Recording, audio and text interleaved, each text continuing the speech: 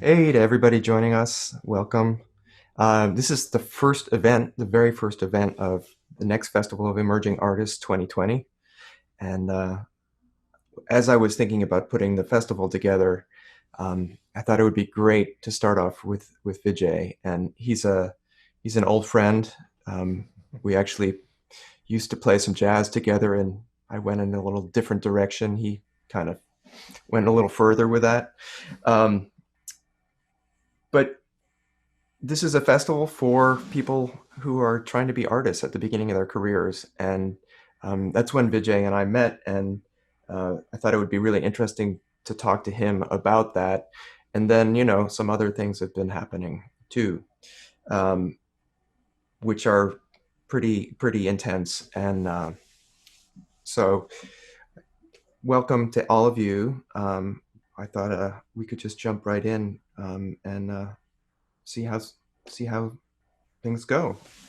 We'll talk for a little while, and then we'll leave room for questions at the end, and then we'll have some time with just the festival attendees, the participants, starting the second hour. So, um, without further ado, I don't think any of you need an introduction with Vijay, but let me just say that I'm thrilled to have him here. It's really great to reconnect with him and to kick off the whole festival with him. So, Vijay, it's great to see you. Oh, it's great to see you. It's great to see all of you. Um, Yeah, Happy to be a part of this. yeah. What am So we I were. doing exactly? Sorry. I don't know. I start What with I think I start that's from a. scratch every time. That's I think that that's a larger question right now. I think that that goes to kind of like the heart of where we're all where we all are right now. yeah. So, how are you? How are things going? Kind I'm of I'm recently and in the last months. I'm I'm safe and sound, I can say. I live in New York City. I don't know where all of you are visiting from, probably all over. Uh, I'm in Harlem. And so, I guess I've been increasingly aware of the differential impact of the pandemic, and particularly its um, disproportionate impact on communities of color, like the one in which I live. I live on a block with a row of brownstones and a church from the kind of, I don't know if you are aware of Kajik, which is a Church of God in Christ, which is a network of um, Pentecostal churches. And uh, the bishop at this particular church died on Easter Sunday of COVID. So I'm aware of like the very real impact of people in our midst here. And so I've been trying to be present for all of that and bear witness to it. And over the course of that, we're being in lockdown conditions was anxious, caused a lot of anxiety, but also a lot of time to meditate and reflect. But then increasingly, as I came to terms with the how preventable so much of it was, some of that anxiety turned to rage, I would say, or just to anger and frustration. And so this moment of protest that we find ourselves in now feels to me very connected to all of this that we've been experiencing over the last couple of months. Um, yeah, so that's, you asked how I was, and I started talking about everything except myself. But I guess I tend to do that as a way of coming back to myself through the world, I guess. So, how I am in this moment is just encouraged to see that there's so many young artists stepping out into the world and ready to make a mark. I spend a lot of time with young musicians, both as people I play with are sometimes half my age or less. I'm Mr. Askim's age, so we're of that generation born in the early '70s, and uh, so now I'm teaching people and working with people who were born in the late 90s, early 2000s. So coming to terms with that. And, what I've learned about, well, for one thing, like this movement that we're witnessing and involved in right now is very much, youth are the face of this movement. Young people are driving it, driving the energy of it, and bringing the uncompromising and beautiful energy of change into the world. And so I am just glad to be here for you and to be able to support that for you. One thing I've learned, I've been teaching at Harvard for 6 years, and even in the last, say, 3 or 4 years, there's been a change, which is to say that there's no reason for young people to trust us anymore. As what have we brought you? We brought you climate change, unchecked gun violence, Donald Trump, the pandemic,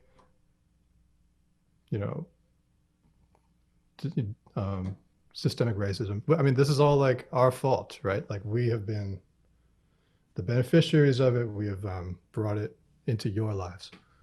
So there's no reason for you to really take anything I say seriously, because even though I try to be a part of the solution, I'm also aware that I represent the generation who created these problems. So with that, I just want to be here to support what you're doing and what that's what I'm here for, essentially. Yeah, it's been really amazing for me to see, all of our students and our alumni really take leadership in the past few weeks. Really rise and seize the moment and be, like you said, be uncompromising and really lead where where you and I and our generation have been trying, but I think it's clear that they're the ones that are going to carry us forward, and I've been super proud of that, so it's great. You and I had talked a little bit before about politics and music, and I said, you've written a lot of political music. Is there anything that we should talk about in particular? And you said, basically everything I've written is political. And I thought that was really interesting. Can you just talk a little bit more about that? Well, I think I'd actually say more generally that everything that anyone has ever written is political, in the sense that it speaks from a specific vantage, whether that vantage is one of reinforcing a certain system of value or challenging it. So, if you, even music that calls itself non-political, I mean, I'm not the first person to say this, but to call oneself non-political is to accept the current political order, which is itself a political position. So that's all I mean by that, I'd say. And then, so I can also say that we could look at whatever I've tried to do over the last quarter century or so of sharing my music with the world and being involved in the music of others publicly is that it's all been connected to a tradition that is oriented towards liberation.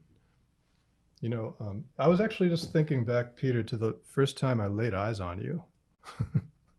I don't know if you would remember this, but it was... Not sure. You were class of 93? Yeah. Yeah, so this was the year, I was 92. So I remember I was a sophomore, I think you were a freshman. And it was the Mitchell-Ruff duo in Sprague Hall. Oh, yeah. Dwight Mitchell and Willie Ruff. Right. two great African-American musicians who kind of had an ongoing residency at Yale. Willie Ruff was a professor in the School of Music at Yale, and bassist and French horn player. And the two of them had this long-standing duo. Dwight Mitchell played piano, and they would play these duo concerts that were revelatory.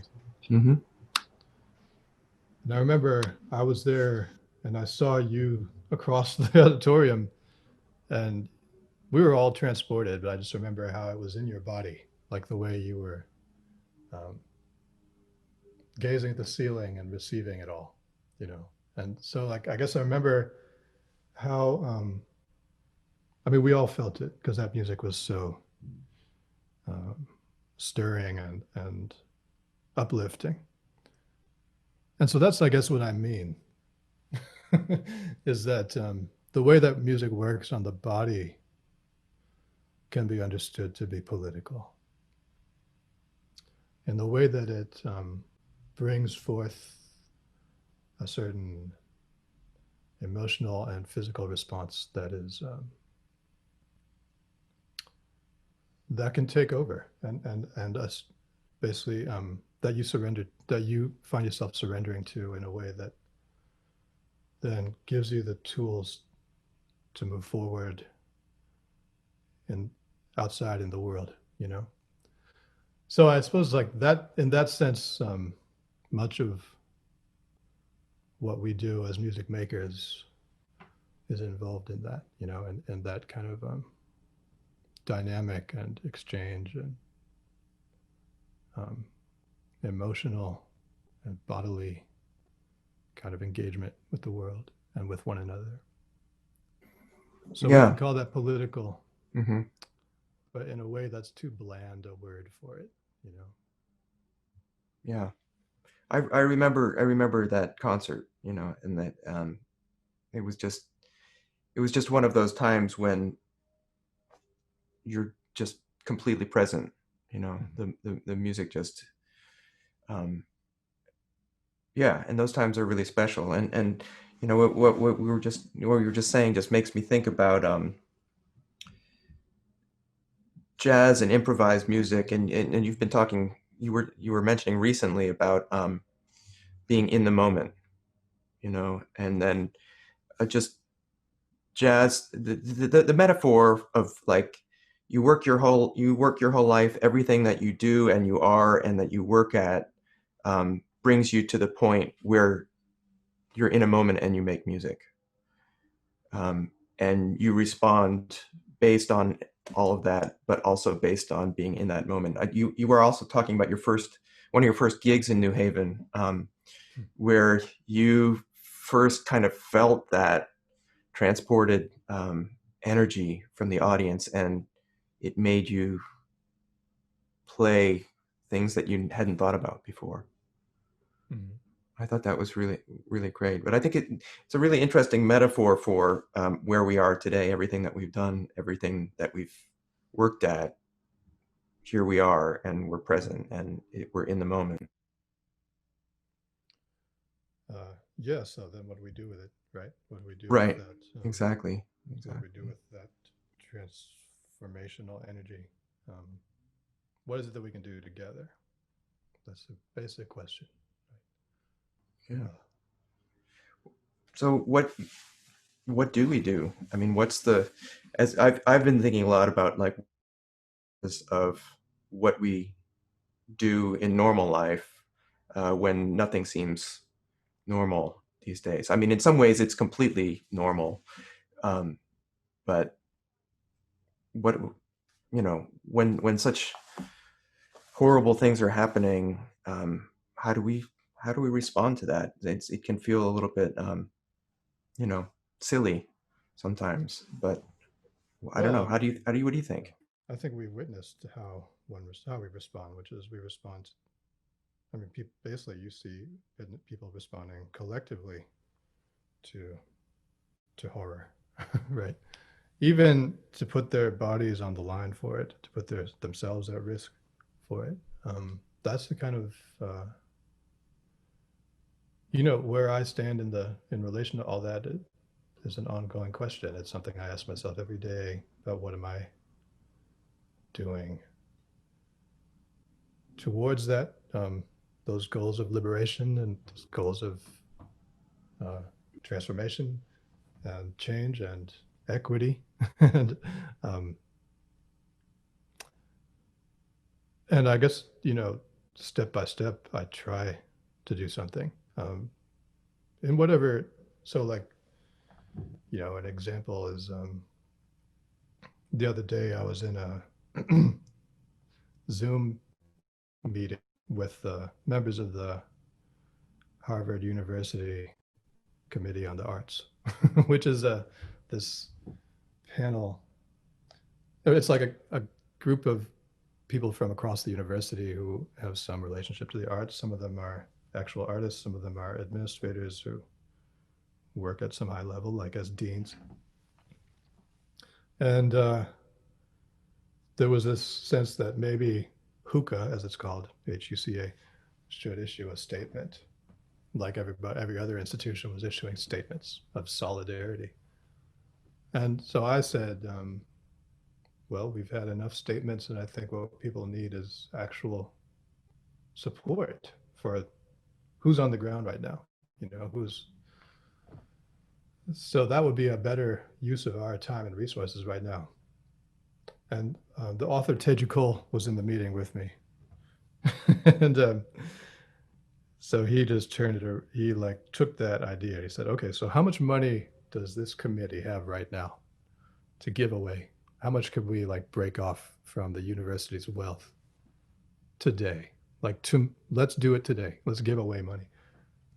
And we managed to harness, not a huge sum, but it's substantial. I mean, it's not a huge sum by Harvard standards, but it's substantial enough that it will make a difference in people's lives, which is that we're giving away 10 $2,000 grants to artists that we quickly selected who are, in our estimation, on the front lines and could use it and need it, and we'll do something great with it. And so that was one thing, which was just to harness the power of the institution and redirect it into communities and to individual artists who can roll with it and do something better than we can do, So I'm happy to say that went through. We gave away $20,000 yesterday. It's pretty great. Great. Yeah. So that, something like that if you have connection, if you have any kind of position in an institution where you're able to turn that around and make something happen quickly, then now's the time to do it. And also, it can't just be a one-time thing. You need to do it consistently and make it part of your life's work, Yeah. So that's the kind of I don't know, that's just one example. I mean, the other is another is just trying to hold space for other people, I mean, I think a lot of us who are artists who want to do good in the world, we find ourselves going about it for a number of reasons, and some of it may be about our own sense of achievement, which it's as an artist, you get groomed toward achievement, to what do you have to show for yourself? Are you excellent at what you do? That kind of thing.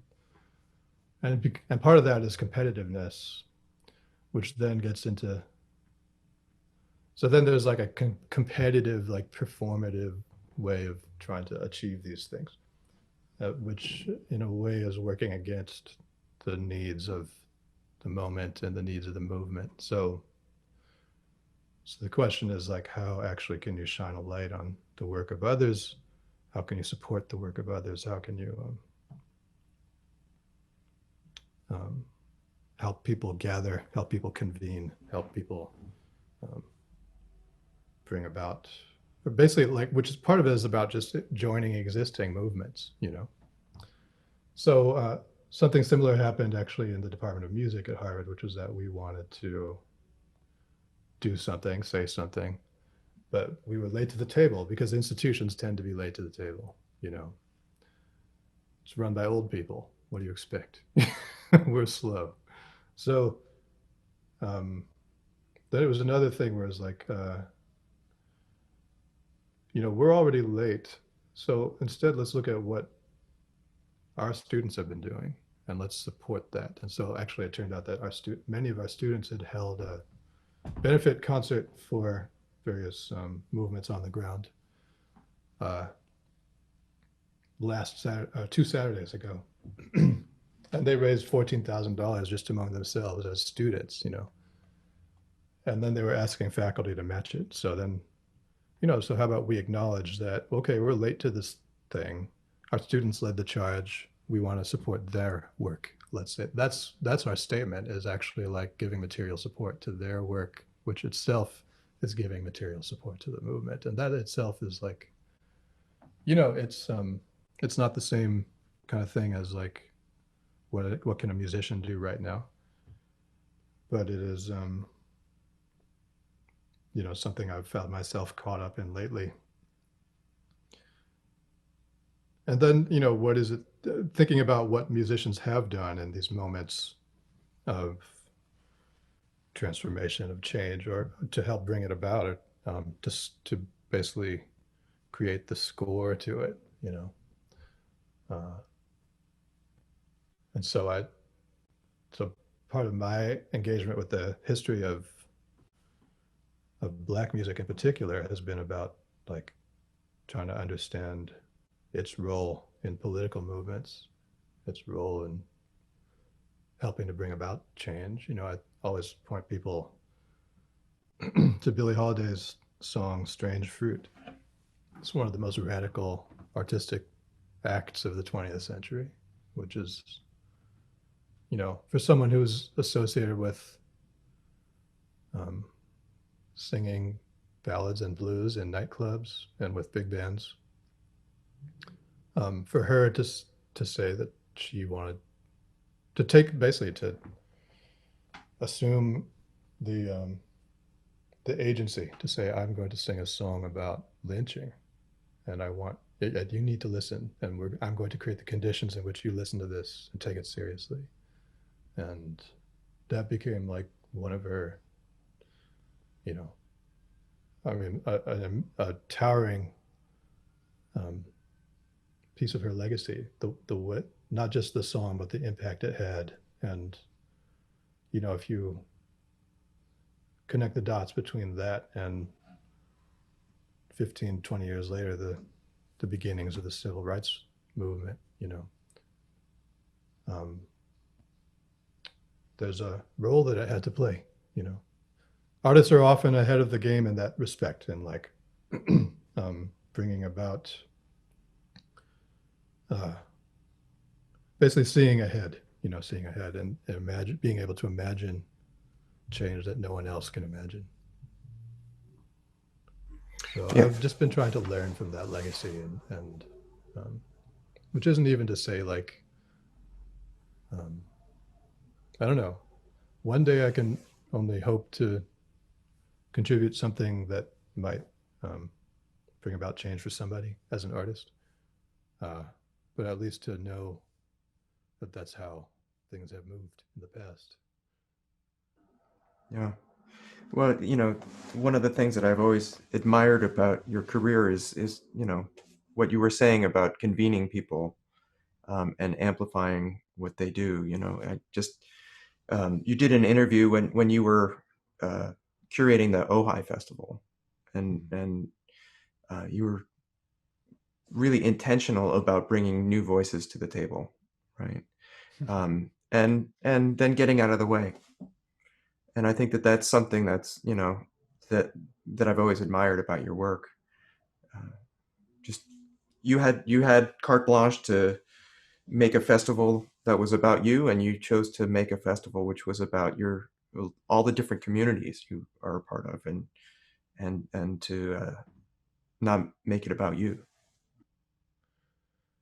Well, it felt like the right thing to do, especially because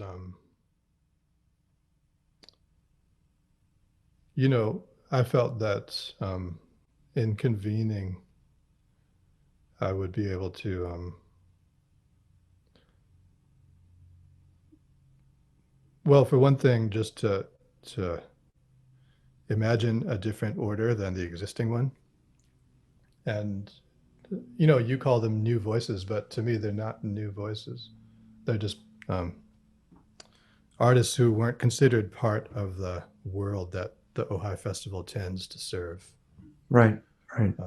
which is the classical and contemporary classical and so-called new music community. Is that the right word for it? What do you all call yourselves? A community? Network? I don't know. Yeah. Um, animal? Someone said animal. That's good. I like that. Which is so like, Or a cluster too. yeah. There must be some, like, there's a whole kind of, isn't this a meme of like plural nouns of, I don't know. Anyway, someone can come up with the right plural noun for this entire aggregate. Anyway, so to me, it was like, what is my relationship to that aggregate, first of all? Why am I even the one to be doing the curating? Why me and not somebody else? Especially so the Ojai Festival, as many of you probably know, is, this legendary festival of contemporary Western classical music that's been taking place in Ojai for many decades, and many people have served as musical director, as the title was called, over the years, including Stravinsky and I don't know, all kinds of folks, mostly people in that world. More recently, it started to shift. They tried a lot of different things. Mark Morris did it one year. Peter Sellers did it one year. Steve Schick, the percussionist and conductor, did it. So when it was handed to me, I mean, partly it was handed to me because there was there was a moment where they had a cancellation and had to make a quick decision. And somebody put my name in somebody else's ear, and then they came around and rode up on me, as I said, and tried to, well, basically brought me on board. And it took some convincing. It took a while for it to sink in what they're asking me to do, particularly because of the scale of it, and then also, what am I in relation? Like I said, what am I in relation to that world of, so it's like 4 days and nights of round the clock concerts, something like 30 concerts. Yeah, it's crazy. It's wall to wall. Yeah, so this is in Southern California. So I kind of, I mean, it's not that I had no relationship to Western classical music. I grew up studying it, like many of you, I imagine, and I was not a great pianist. I mean, I was not a great violinist, but I took 15 years of violin lessons. That was my main relationship to classical music. I was also not a great pianist, but I'm working on that. I'm more You're well on your way. Any day now. But more to the point, in recent years, I had been working with people from that, trained in that way as a composer. I'd been writing pieces for soloists and for ensembles and orchestras and things. So, and that was sort of like me tracing out the possibility of well, here's the thing, is that I'm not the first person associated with so-called jazz to try to do that. I mean, that itself is a legacy of people who are tagged with the jazz brush, who are actually striving for a different kind of purview and basically self-definition and mobility across communities and genres and so forth, disciplines even. And most of the people I knew who were doing that were members of the AACM, Association for Advancement of Creative Musicians, which was founded on the south side of Chicago in the late 60s by many people I've come to know very well, and including many elders who have mentored me. So basically, I thought that, to articulate my particular like weird um, vantage with respect to that aggregate or cluster or animal uh, would require me understanding how others have done so too, and kind of tracing that out by giving them space to do what they do. And so we had George Lewis's opera called Afterward, which is actually about the AACM. We also had Roscoe Mitchell and Muhal Richard Abrams and George Lewis play a concert as a trio. And I did a collaboration with Wadada Leo Smith, who I've worked with for a long time. I also wanted to, as that kind of came about and as things started adding up, I wanted to shine a light on women of color composers. So Courtney Bryan's piece, Yet Unheard, which is this very haunting piece dedicated to Sandra Bland, and actually kind of channeling her. The piece is sort of from her perspective. So we featured that piece. We had Nicole Mitchell perform some of her work. We had Jen Shu perform some of her work. And then I had also wanted to feature Teshawn Sori as a composer performer. So he did a conduction, or autoschediasms as he calls them, and also some of his chamber work was performed.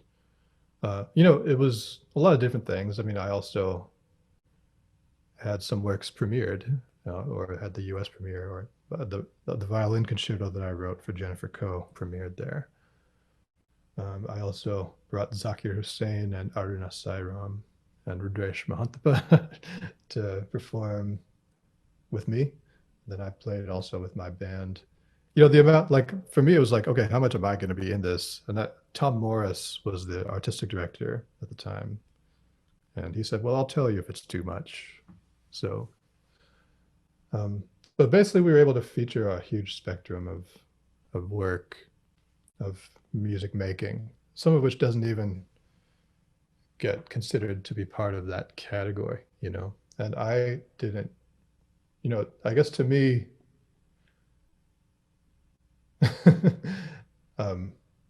that was sort of like the devil in me was like trying to, or I don't know, that's an intense term for it, but just like the kind of, I wanted to actually just not even so much critique the category, but kind of pay it no heed, and instead just bring a whole storm of other energy into it, and let it kind of collide actually with that world.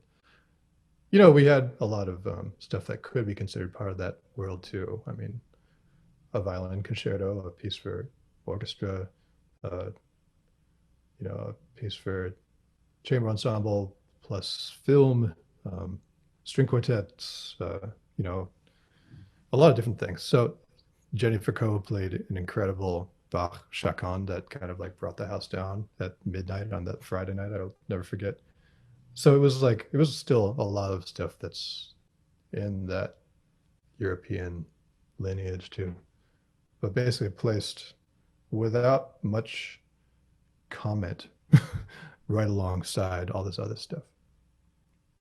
And to basically allow audiences to rethink these connections that they had let themselves ignore.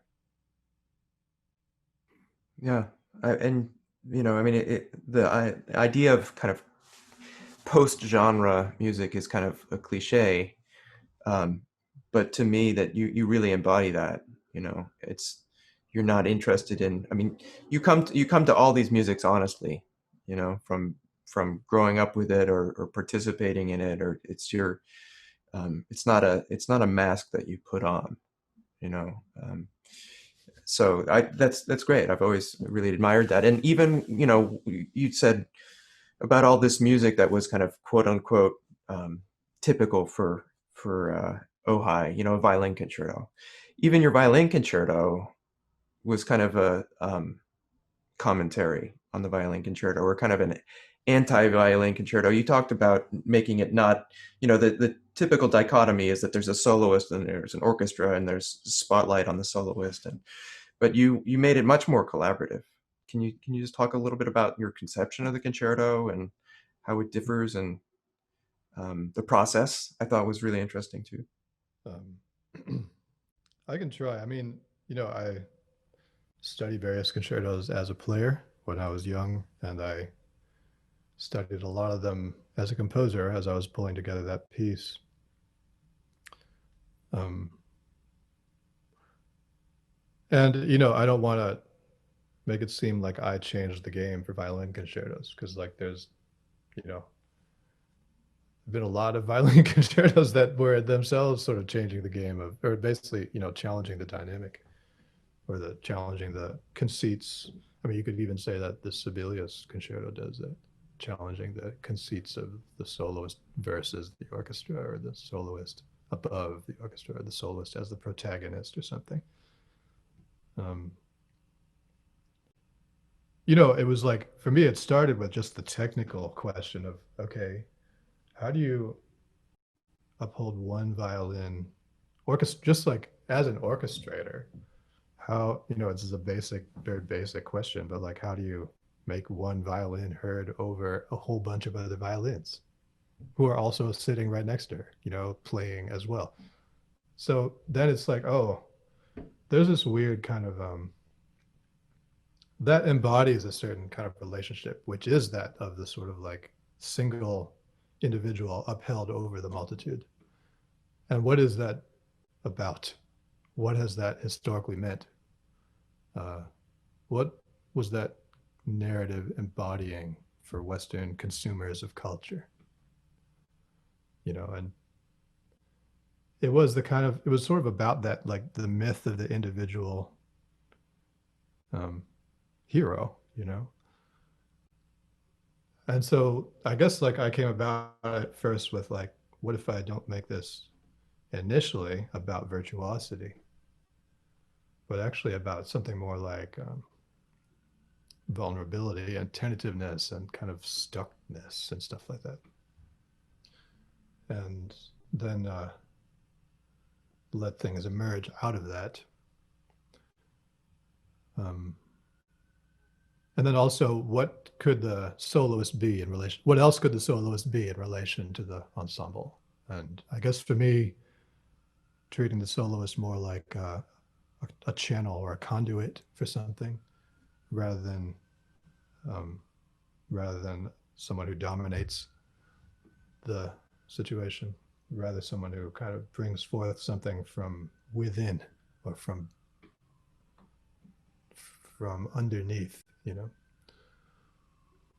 And then also someone whom the ensemble merges with at times, you know, so that maybe that can spell out a sorry, you're hearing sirens in Harlem.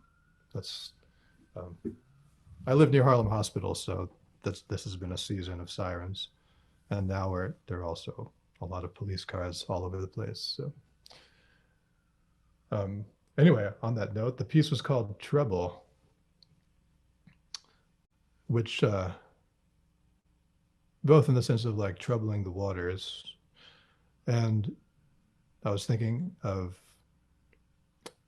Congressman John Lewis's phrase "good trouble," which you've probably heard. We need to get in some good trouble. You know, John Lewis was a young protege of Martin Luther King Jr., and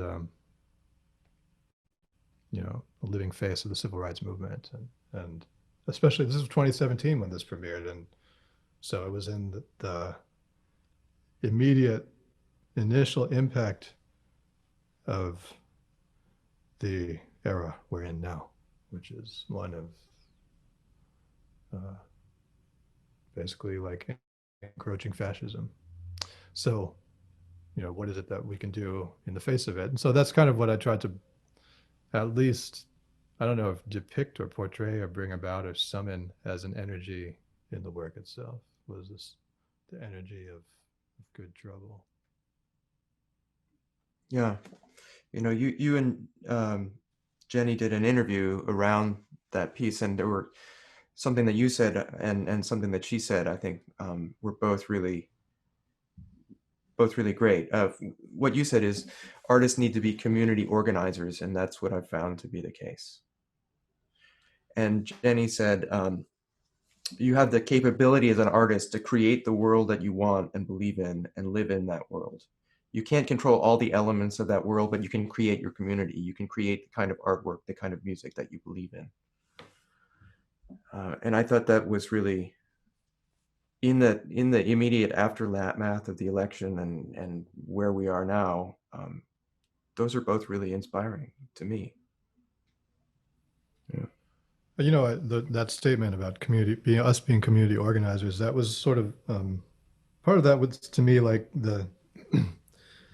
in the early mid, I don't know, over the last 20 years, a lot of artists have heard this phrase countless times, which is that artists need to be entrepreneurs.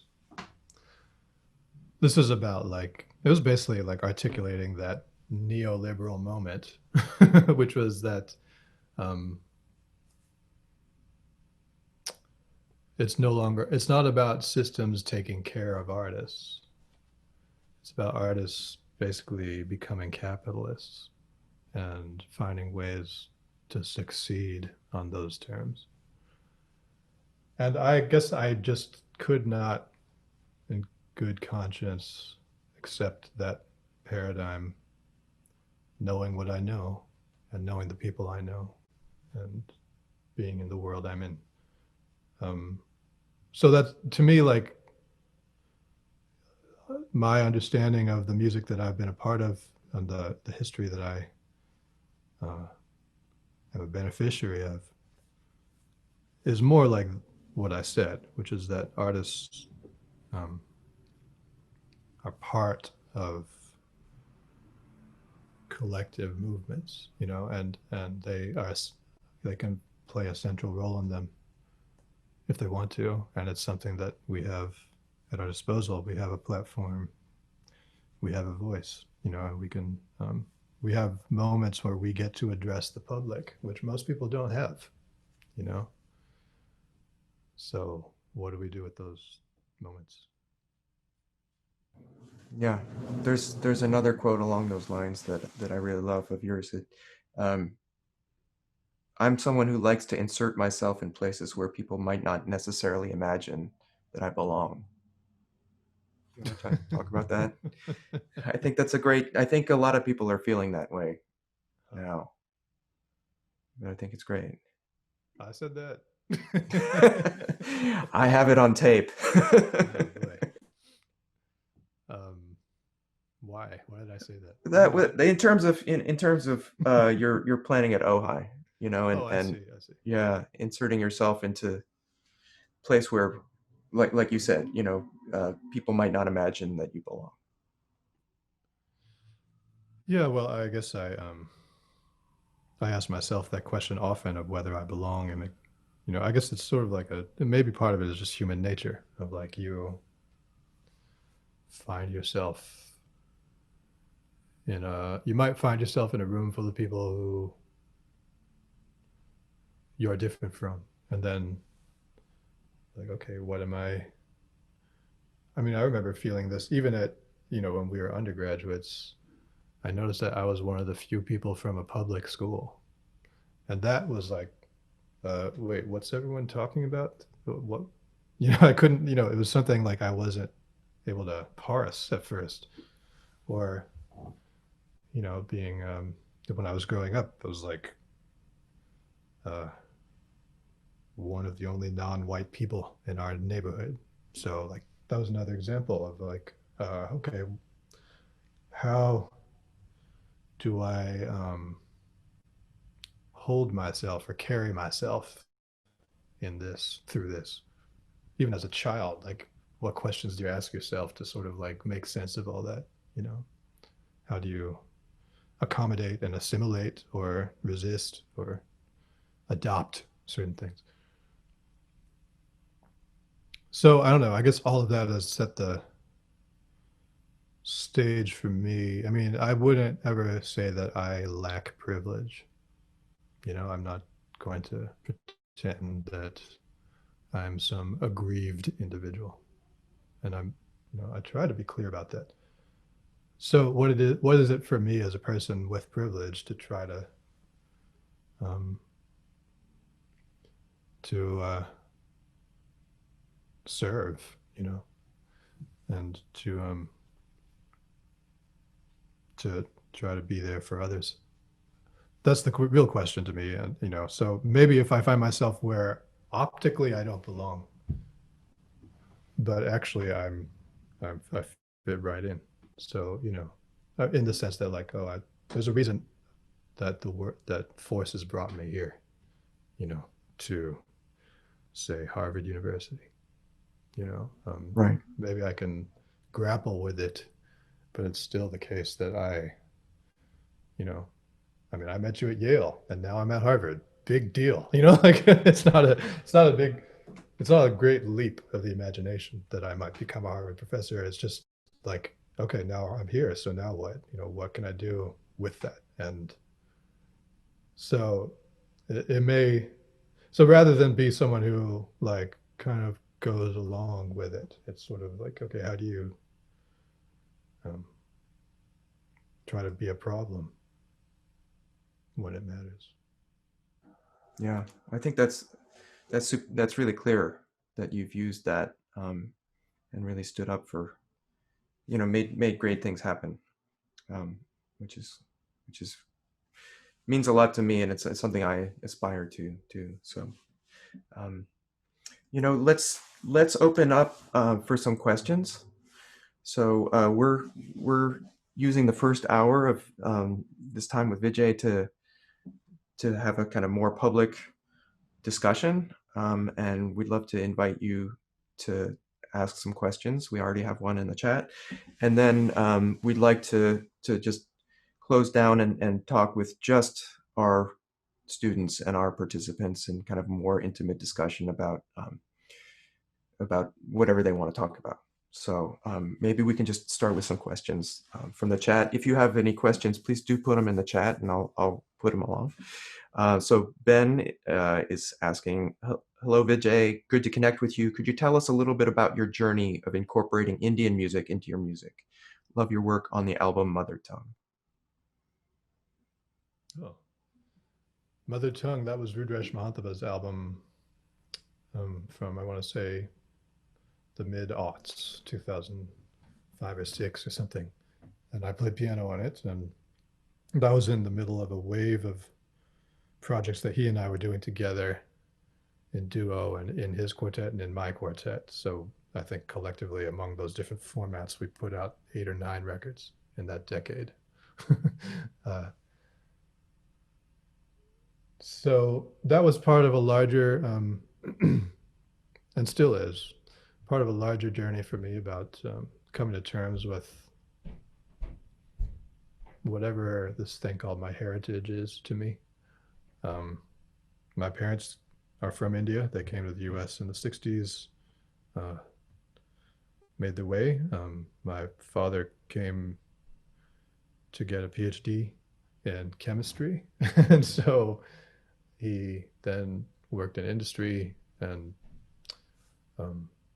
so we were part of that first wave of very carefully curated non-Western families who came about in the, like, you may know that US immigration law has always been racist. It became differently racist in the 60s, in the sense that it was suddenly open to a new wave of non-Western immigrants, but only the ones who could contribute to the ongoing efforts of the United States in, say, the Cold War, the space race, the drive to win and dominate, so like the reason that you have heard about so many doctors and engineers and people like that from India is because those are the people that the US first let in. And so my father was such a person. He was a scientist. Uh, and so I was of that first generation of kids born to that the first wave of immigrants from outside the West, and particularly from India.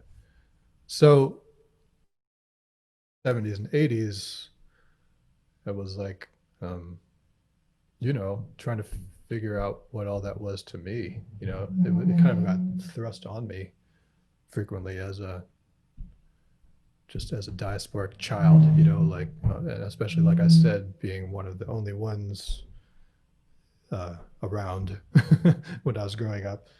So we kind of had to improvise our way through it and figure out a way to make sense of it. My parents had a certain relationship to tradition. They weren't particularly traditional. Other people in our family have a different relationship to tradition, are more kind of devout religiously and more engaged in classical music of India and singing religious songs and so forth, but we weren't particularly that engaged in it. So it was like in the background for me growing up. And then when I came of age in my when I was about 20, early 20s, I decided to try consciously to come to terms with that. Like, what is that all to me? Especially if I think I'm going to be an artist now. And particularly for me, in relation to this legacy of Black liberatory music, what is my relationship to my heritage, and what does it have to do with any of this? You may know that John Coltrane and his second wife, who became his widow, Alice Coltrane, who then became Alice Coltrane Turiya Sangeetananda.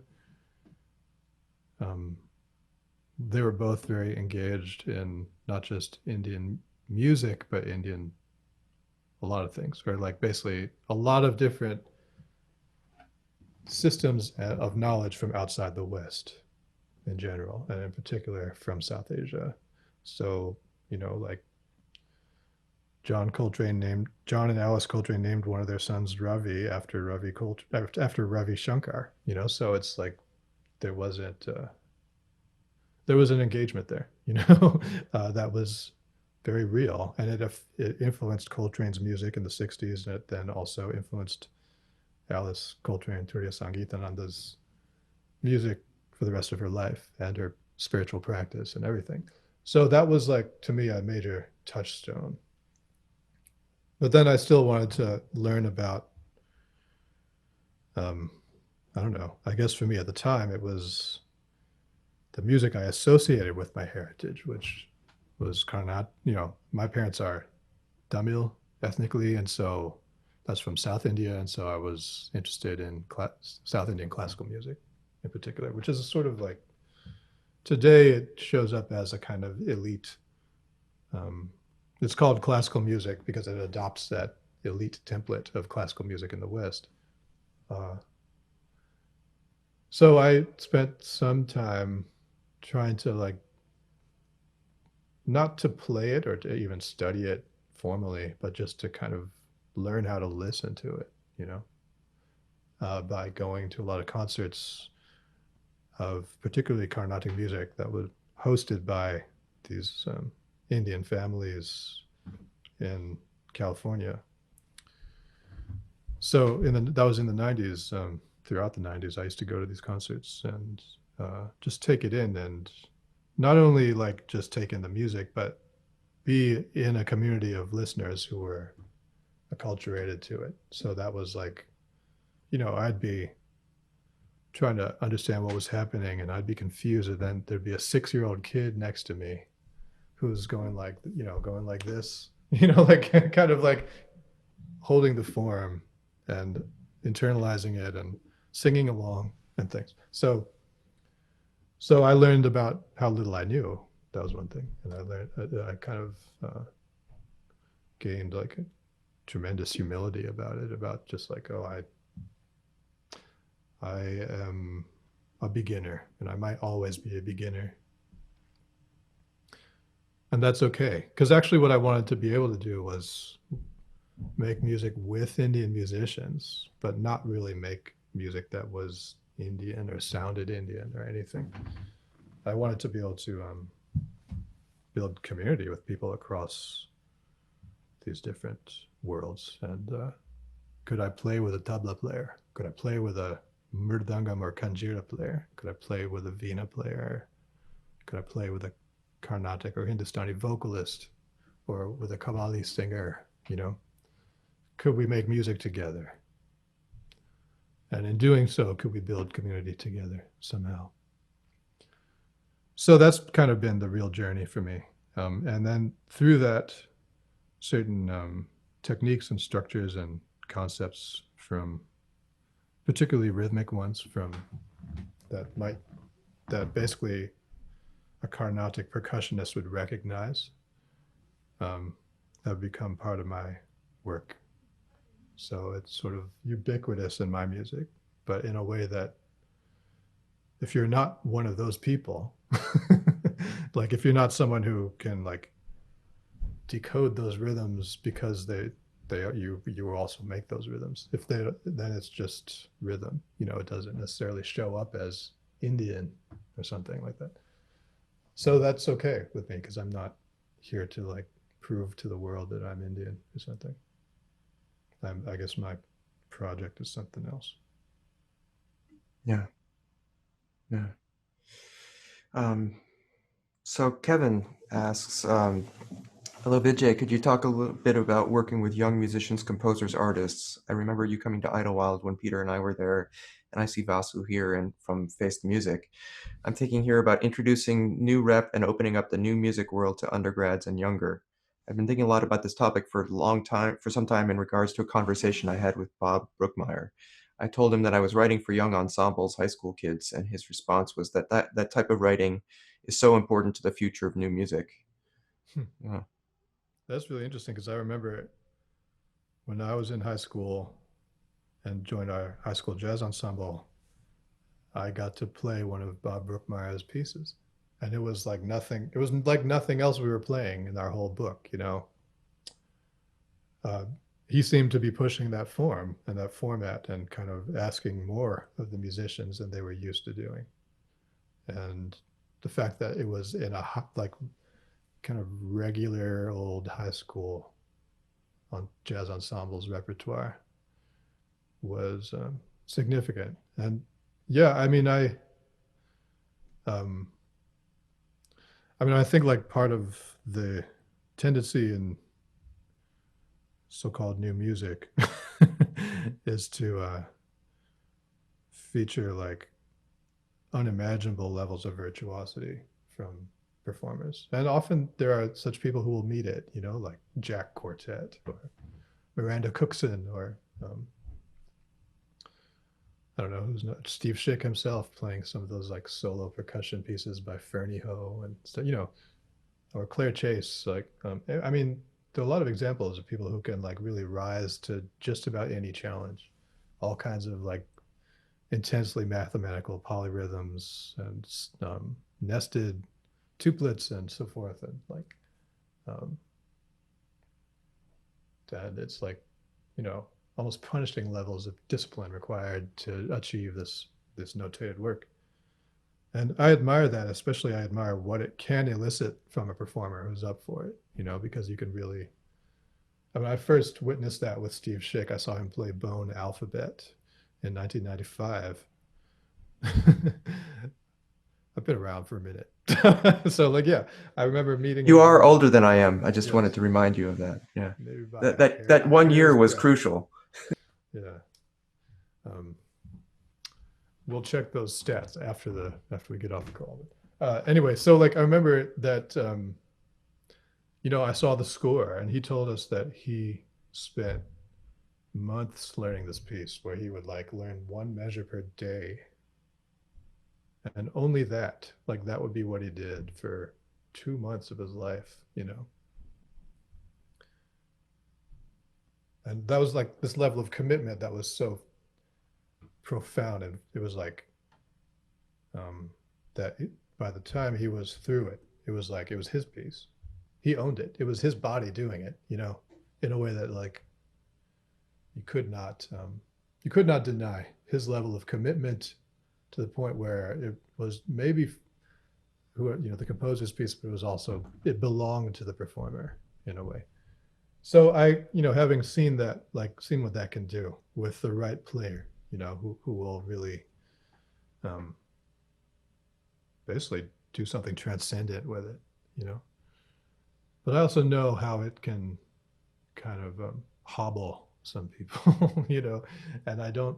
So I guess I've found different ways of writing for soloists and ensembles that maybe, it'll often be difficult because I ask them to do something they're not used to, but it's not always that kind of thing. It's usually more like basically, well, can you deal with groove?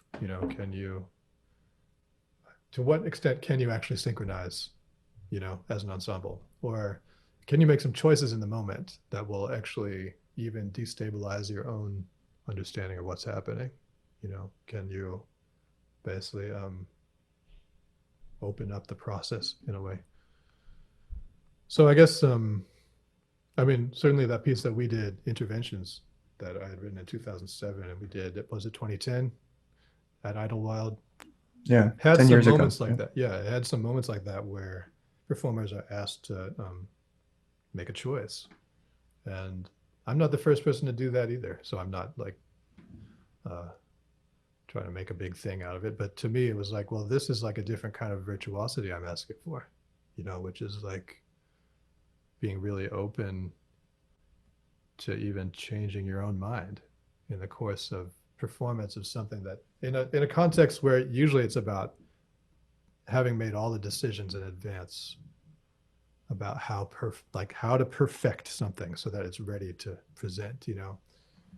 So to actually like bring that process, essentially a creative process, into the moment of performance was to me like a way of bringing that forth. And that's the sort of thing that actually young people are ready for, no matter what they've been trained in. So yeah, I was actually asked to write something. I'm not sure if we have a specific date yet, but I played in a youth orchestra in Rochester when I was growing up, RPYO, and I think I'm going to write a piece for them. So I'm really excited about Can we have dibs on the second performance? that. Sure. Sounds good. You heard it here first. Yeah. No, when we were doing interventions, it's interesting with classical musicians when you ask them to make their own decisions. And I think you're right. I think it's a different kind of virtuosity. There's a kind of virtuosity of spirit, or intellectual, or virtuosity of courage. I think that was really important. Great. Yeah. So even this came to me when I was. So one thing that happens to composers today is that we get asked to comment on the past somehow, like, or to like create a piece that articulates some relationship to the classical tradition. So like I can tell you numerous instances, like Jennifer Coe asked me to write a companion piece to the Kreutzer Sonata. Brentano Quartet asked me to, quote unquote, finish or respond to an unfinished fragment by Mozart. I was commissioned to write a piece that responds to Stravinsky's Rite of Spring.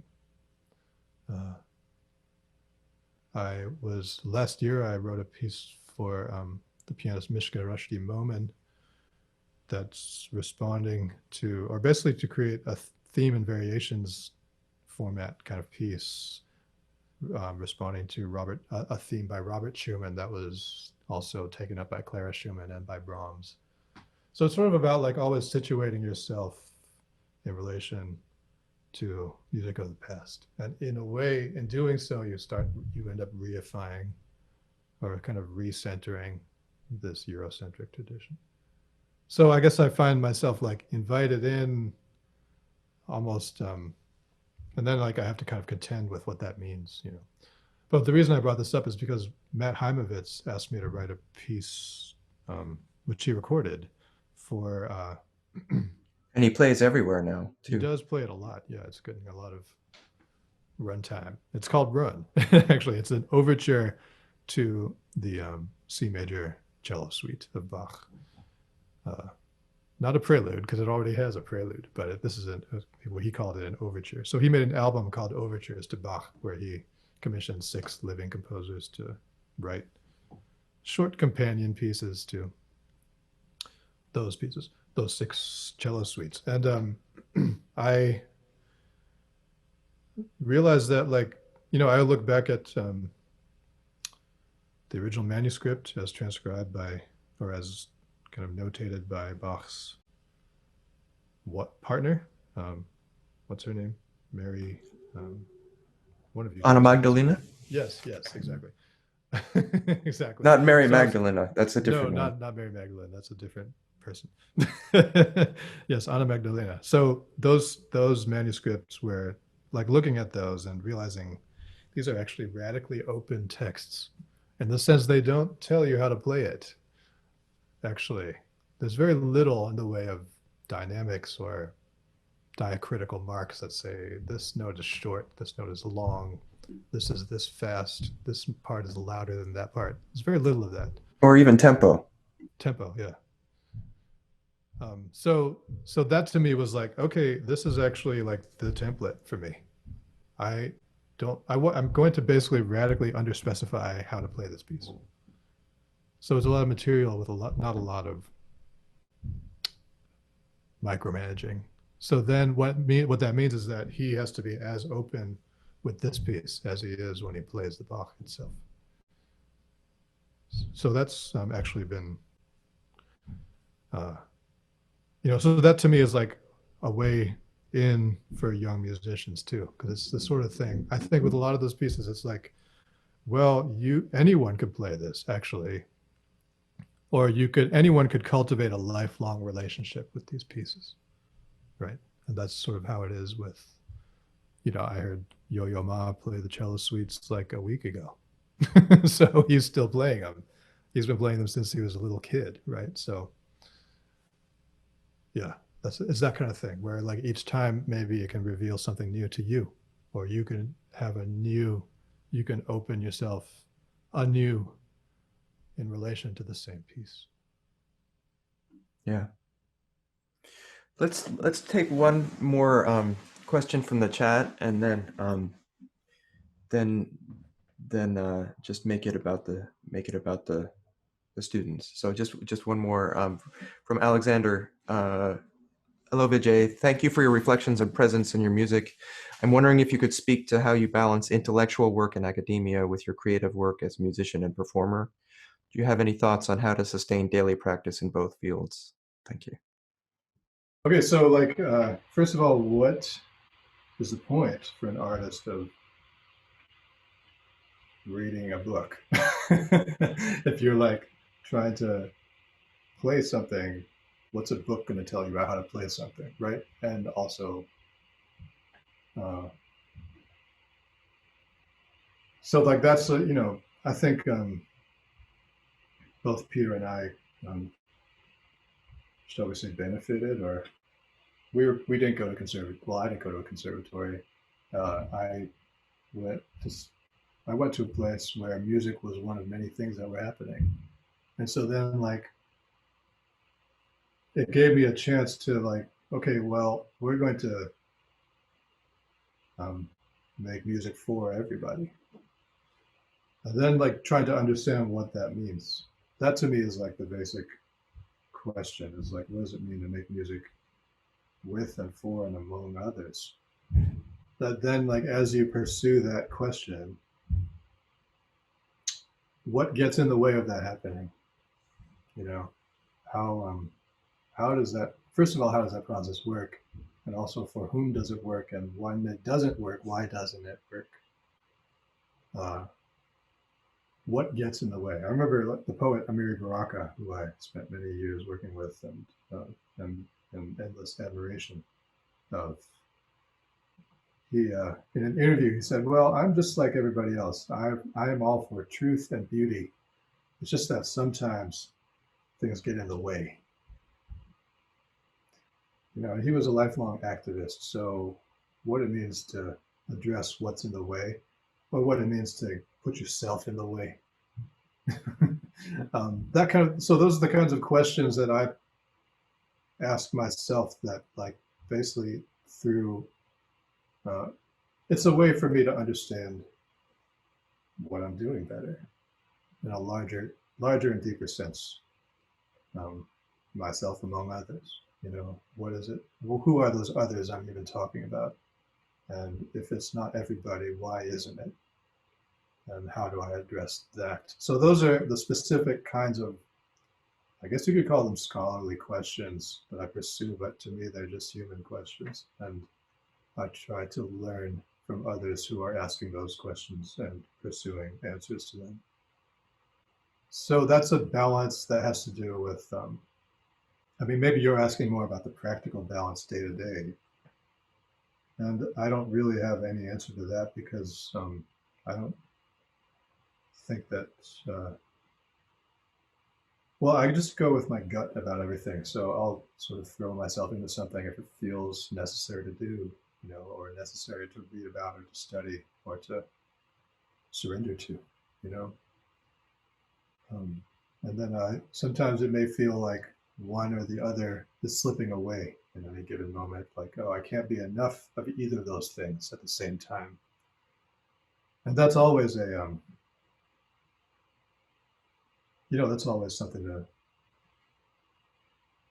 well, at least like, I guess what I can say about that is life is long enough, hopefully, for you that you'll find ways in and out of both of them over time.